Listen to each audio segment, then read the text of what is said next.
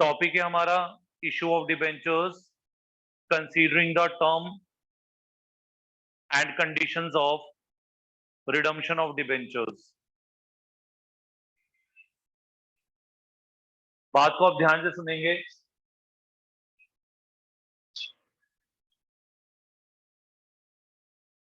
आप जब सुनते जाएंगे ध्यान से, जब कंपनी डिबेंचर इशू करती है, ये जब हम डिबेंचर डिबेंचर हमारी कंपनी के लिए एक source of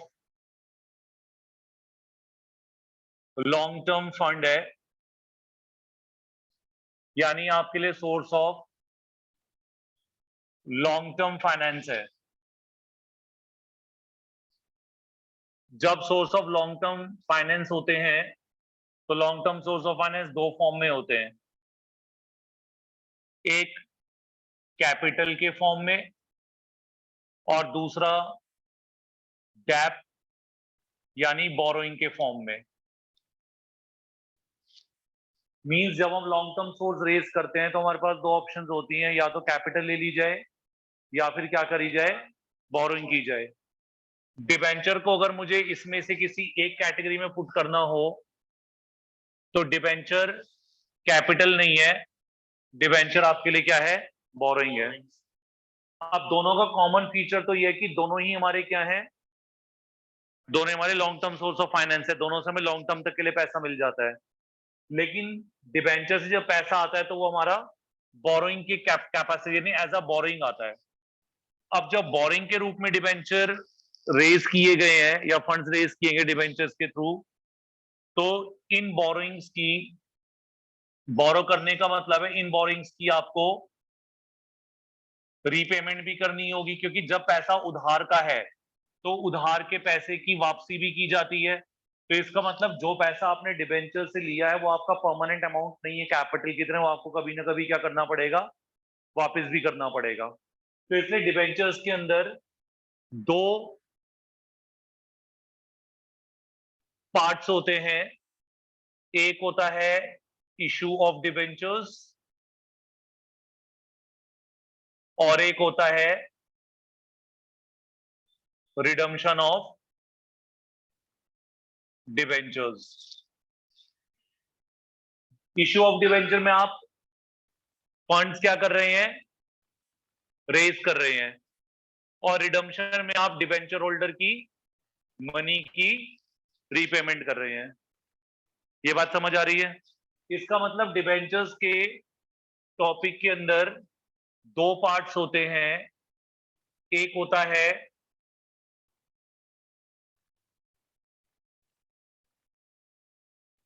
issue of debentures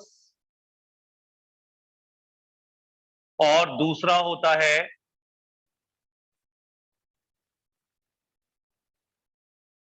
redemption of debentures. जब डिबेंचर इशू किए जाते हैं और जब डिबेंचर की रिडम्पशन की जाती है।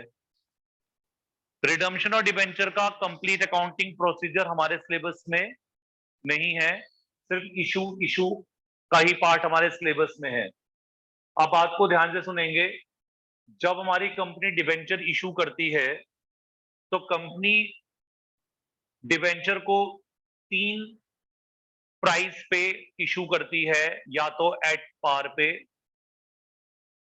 या एट प्रीमियम पे या एट डिस्काउंट पे। जब डिबेंचर एट पार पे इशू किए जाते हैं तो फेस वैल्यू पर ही डिबेंचर को इशू किया जाता है।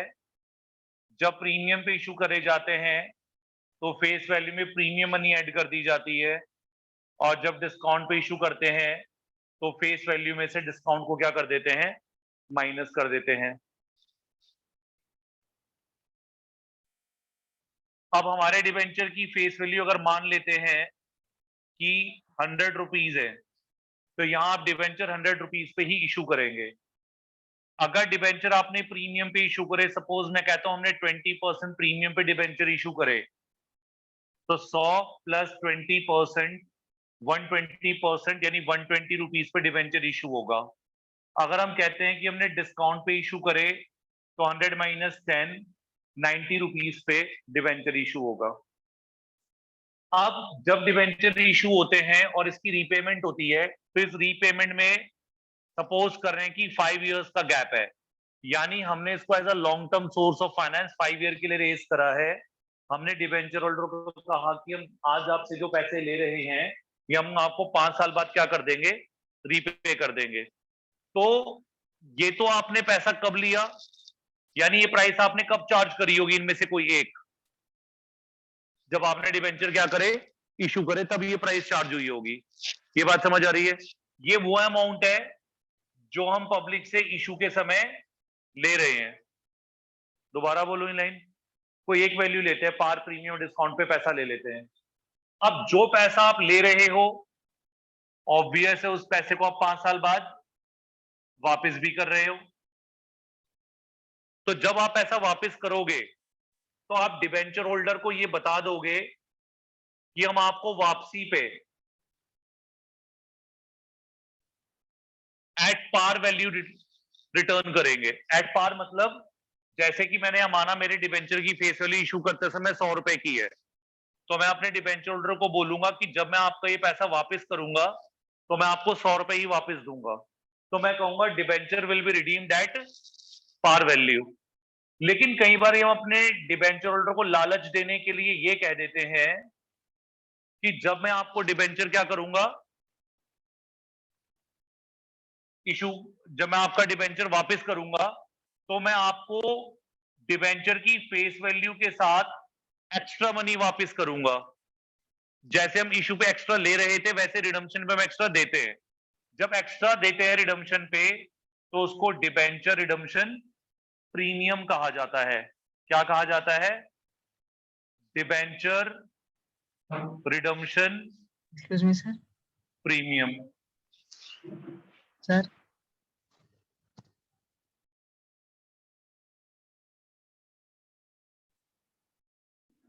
अभी ठीक है?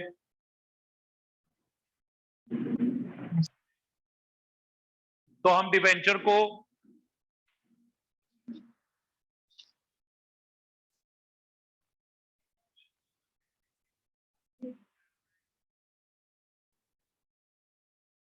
तो आप डिबेंचर होल्डर को कह देते कि हम आपको रिडम्पशन पे क्या देंगे, प्रीमियम दे देंगे। प्रीमियम आपने कमिट कर दिया कि हम आपको सपोज 5% प्रीमियम देंगे। अब आपके डिबेंचर की फेस वैल्यू 100 है, 100 रुपए का 5% 5 रुपए हो जाएगा। यानी आप अपने डिबेंचर होल्डर को वापसी पे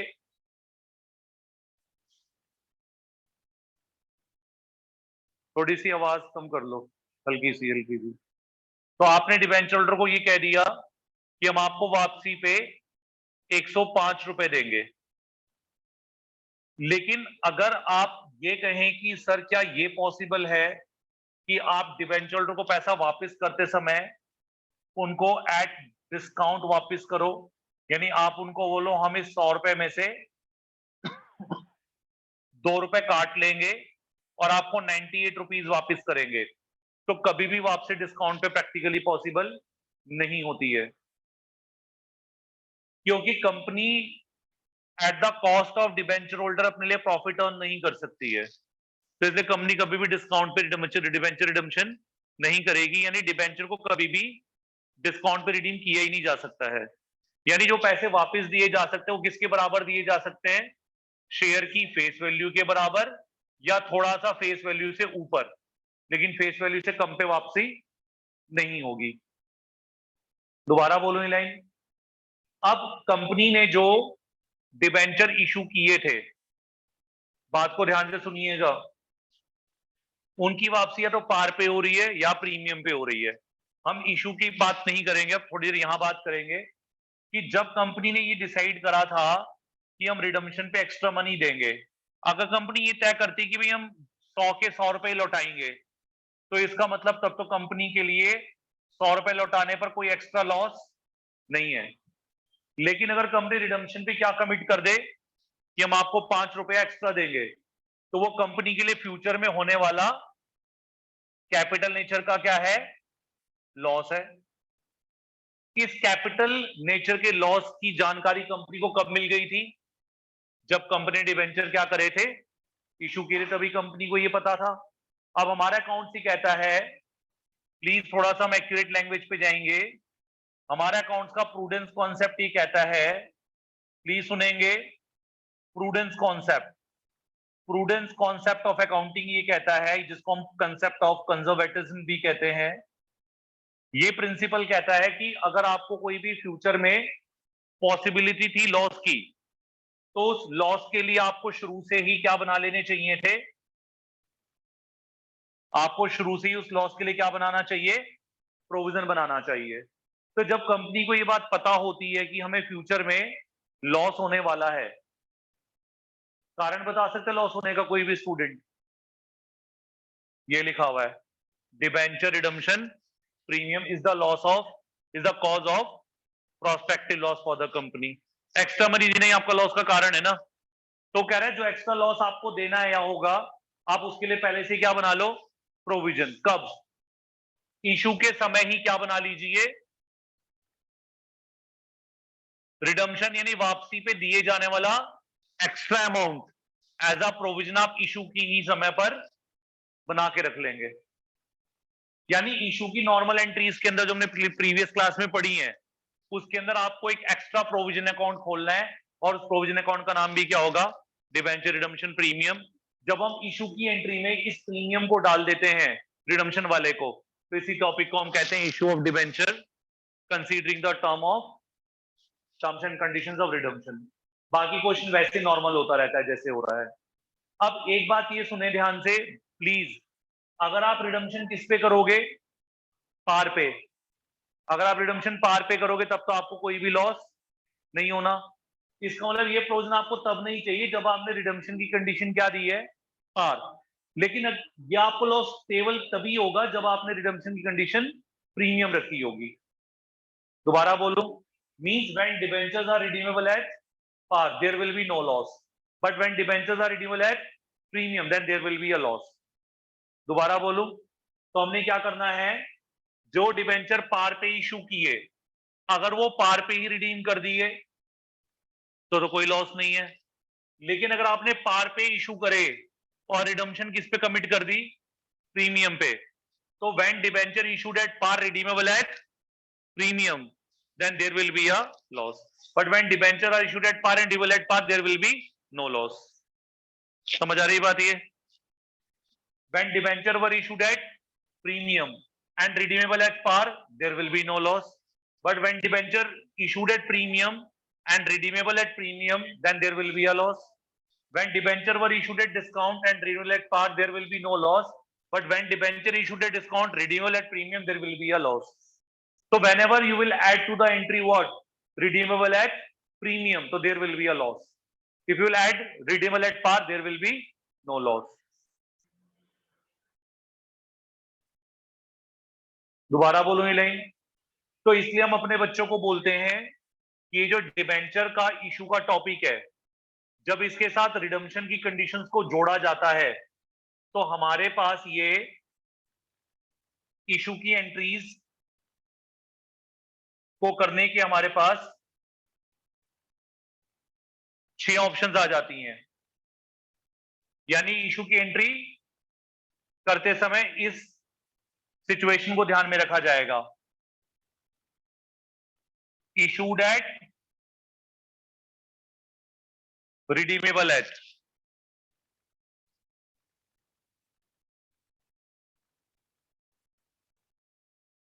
issued at par and redeemable at par।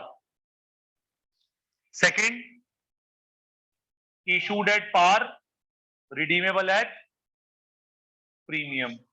Third, issued at premium, redeemable at par। Issued at premium, redeemable at premium, issued at discount, redeemable at par and issued at discount, redeemable at premium. तो case number 3 में, I am sorry, case number 2 में, case number 4 में और case number 6 में हमें क्या होगा? Loss होगा। जहां जहां रिडम्पशन किस पे पाई गई? प्रीमियम पर, वहां पर आपको लॉस है। क्या देने की वजह से? डिबेंचर रिडम्पशन प्रीमियम देने की वजह से आपको क्या होगा? लॉस होगा। तो आपको लॉस तो हो ही रहा है, उसके अलावा आपको क्या बनाना है? यहां पर प्रोविजन भी बनाना है। प्रोविजन किस चीज के लिए बनाना है? डिबेंचर रिडम्पशन प्रीमियम देने के लिए। दोबारा बोलूं, क्लियर है ये बात?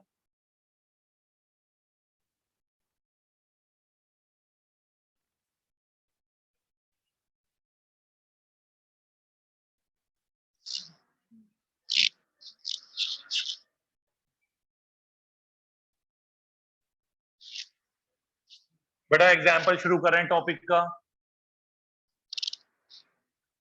बात को ध्यान से सुनेंगे आप। आपको जो एंट्रीज करनी है ना, वो ये याद रखना है, रिडम्पशन की एंट्रीज नहीं करनी है आपको। आपको एंट्रीज रिडम्पशन की नहीं करनी है, आपको एंट्री इशू की ही करनी है। दोबारा बोलो ये लाइन, आपको एंट्री इशू के ही चैप्टर में करनी है बस। क्वेश्चन सुनेंगे। X limited issued 10,000 9% debentures of ₹100 each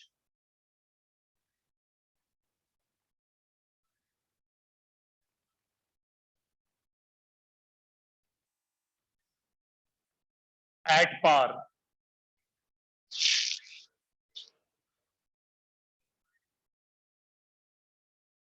Redeemable at par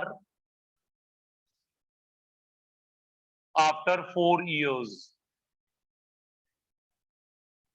Journalize for issue of debentures.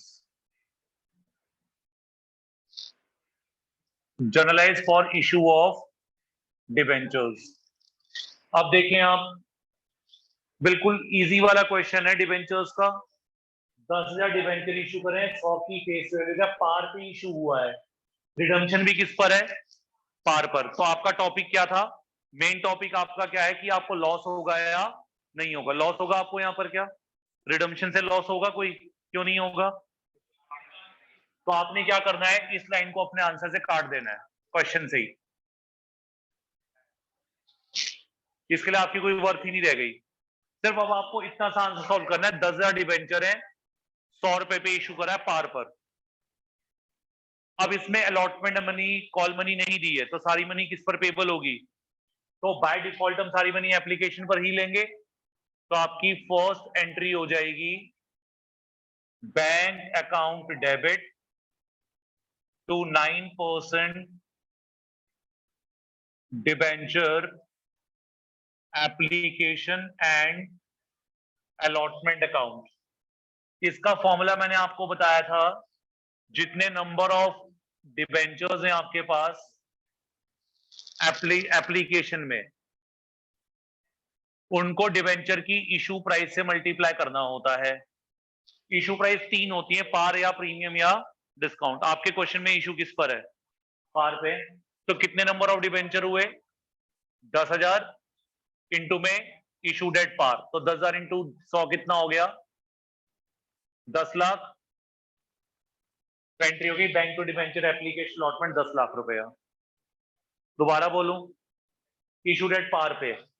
अब नेक्स्ट एंट्री हो जाएगी 9% debenture application and allotment account debit to 9% debenture account. ये अमाउंट तो आपका 10 लाख आएगा, इसका अमाउंट तो चेंज नहीं होगा क्योंकि ऊपर आपको 10 लाख निकालना सिखा दिया है। जो डिबेंचर क्रेडिट होते हैं उसका फॉर्मूला होता है number of debenture allotted into में डिबेंचर की फेस वैल्यू। आप बोलोगे सर ये क्यों कंफ्यूज करो अप्लाइड अलॉटेड लिख करके? इसलिए लिख रहा हूं कि अगर एक क्वेश्चन ओवर सब्सक्रिप्शन का आ जाए तो भी तो पता होना चाहिए कि ये एंट्री पर अप्लाइड नंबर से होगी, यहाँ पर अलॉटेड नंबर आएंगे। फिलहाल आपके इसमें अप्लाइड भी 10 है और अलॉटेड भी 10 ही है, तो 10,000 डिवेंचर इंटू में 100, तो ये अमाउंट आपका कितना बन गया? 10 लाख। और डेबिट और क्रेडिट आपके अपने आप ही क्या हो गए? बराबर हो गए। क्यों बराबर हो गए पता है? क्योंकि डिवेंचर आपने किस पे इशू करे थे? आर पे। अगर प्रीमियम पे इशू करा होता ना तो ये अमाउंट 120 रुपए होता, ये वाला, ये अमाउंट 100 होता, यहाँ 20 रुपए का प्रीमियम क्रेडिट हो जाता इशू डेट प्रीमियम होता तो, जैसे अभी मैं कराने वाला हूँ। अभी किस पर है इशू डेट? पार है, तो बस एंट्री खत्म हो गई। और रिडम्पशन किस पर है? पार पे, तो बस आपका आंसर खत्म हो गया, आपको आंसर में चेंज नहीं करना है। दोबारा बोलूं, अब ये केस मैंने कौन सा करा आप बता सकते हैं? It is issued at par and redeemable at, नहीं यार, हाँ, issued at par redeemable at par है, ठीक है ये। अब प्लीज सुनना ध्यान से, केस नंबर 2 मैं अलग से नहीं लिखूंगा वरना वो टाइम खराब और कंफ्यूजन क्रिएट करता है। सीधी सी बात समझें, अगर मैं इस क्वेश्चन के अंदर यहाँ पर रिडीमेबल एट पार है ना, अगर मैं इस जगह क्या लिख देता, मैं यहाँ लिख के बता रहा हूँ केस नंबर 2 साइड में, अगर मैं इसमें लिख देता रिडीमेबल एट प्रीमियम ऑफ 5%, अगर मैं ये लाइन लिख देता कि रिडम्पशन में मुझे क्या देना है? 5% का प्रीमियम देना है, अगर मैं ये लाइन लिख देता, कहां पर आती है लाइन क्वेश्चन में आपके? क्वेश्चन ऐसे बनता फिर, X limited issue 10,000 9% debenture of 100 each at par, redeemable at par की जगह क्या हो जाता? अगर लिखा था रिडीमेबल एट प्रीमियम ऑफ 5%, तब आप क्या करते? तब आप क्या करते? ये जो आपने प्रीमियम देना है, किस पे देना है प्रीमियम? इशू पे, रिडम्पशन पे? बोलो यार बोलो, रिडीमेबल एट प्रीमियम है, रिडम्पशन पे प्रीमियम देना है ना, वापसी पे। तो आपके 100 रुपए का डिवेंचर है, 5 रुपए का प्रीमियम है, तो 5 रुपए एक्स्ट्रा देने पड़ेंगे। तो इस 5 रुपए के लिए ही आपको क्या बनाना है? एक प्रोविजन बनाना है। ये पैसा 5 रुपए एक्स्ट्रा देना कब है आपने? ये पैसा आपने लौटाना है 4 साल बाद, आपको एक्स्ट्रा पैसे देने हैं। पर जब हमें पता है 4 साल बाद एक्स्ट्रा पैसे देने तो हमारा लॉस है, तो लॉस को पहले से ही हम लोग क्या बनाते हैं उसके लिए? प्रोविजन। तो इससे इशू की एंट्री में ही फ्यूचर का प्रोविजन बनाना है, फ्यूचर के लिए प्रोविजन बनाना है। दोबारा बोलूं, इस प्रोविजन का नाम भी यही है बस, to debenture redemption premium account. कितने डिबेंचर हैं आपके? 10,000, 5 रुपए का प्रीमियम देना है, तो डिबेंचर रिडम्पशन प्रीमियम के नाम से जो प्रोविजन बनेगा उसका नाम हो जाएगा डीआरपी शॉर्ट फॉर्म में, और अमाउंट आ जाएगा 50,000। और इसी के ही साथ, इसको लिखने के साथ साथ डेबिट में यहां पर साथ साथ लिख देंगे हम loss on issue of debenture account debit, क्योंकि 50,000 क्रेडिट तो मैंने इसलिए करा है क्योंकि मेरा प्रोविजन है, और साथ साथ 50,000 एक्स्ट्रा देना मेरे लिए क्या है? लॉस भी है। तो पूरा नाम लिखेंगे loss on issue of debenture account debit. जब आप ये लिख देंगे तो तब डेबिट में 50,000 और क्रेडिट में जब 50,000 जुड़ जाएंगे तो आपकी एंट्री में तब डेबिट क्रेडिट दोनों क्या हो जाएंगे? ऑटोमेटिकली इक्वल हो जाएंगे। अब देखो डेबिट का टोटल 10,50,000, क्रेडिट का टोटल भी कितना हो जाएगा? 10,50,000। अब अगर ये मैं दोबारा आपको वहां ले जाऊं, अगर रिडीमेबल एट पार होता तो क्या करता मैं? तब ये दो अकाउंट में नहीं खोलता। लेकिन जब रिडीमेबल एट प्रीमियम है तो अपने इशू की एंट्री में दो अकाउंट खोल दीजिए, वो भी किस एंट्री में? जब ट्रांसफर देते हैं डिबेंचर अकाउंट में, ड्यू वाली बैंक वाली एंट्री में नहीं, ड्यू या ट्रांसफर वाली एंट्री में दो अकाउंट खोलने होते हैं। बस इसी को कहते हैं रिडम्पशन एट प्रीमियम। कितना समझ आया ये?